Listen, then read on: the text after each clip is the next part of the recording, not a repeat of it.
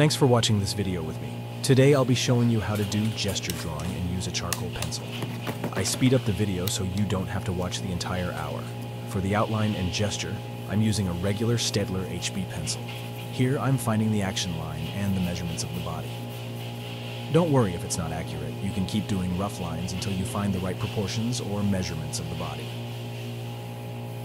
I wanted to inform you that the image I'm currently utilizing as a reference is sourced from lineofart.com, a website that offers a plethora of exceptional anatomy exercises. I highly recommend exploring this website at your convenience, as it is a valuable resource for art enthusiasts and aspiring artists alike. Ensure correct alignment action line, shoulder, rib cage, torso, and hip. Now let's work on the bottom and legs. Don't worry about achieving perfection in your drawing. This is just an outline, so you can make as many mistakes as you need to. Once we have the outline, we can correct the angles and proportions before moving on to the charcoal pencil. For this drawing, I am using a 200 gram, 11 by 14 inch Canson paper, but you can use any brand you prefer. It doesn't have to be expensive or high quality. You can use regular mixed media paper or a specific paper for charcoal, depending on your style and preference.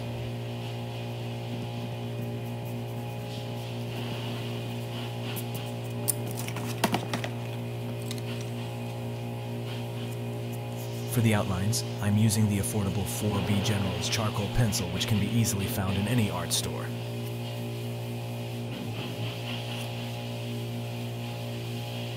I love holding the pencil in this way when I'm working with charcoal or pastels.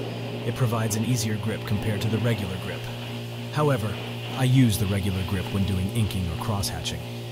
When working with charcoal, it's important to make sure your lines are correct because it's difficult to erase and can get messy.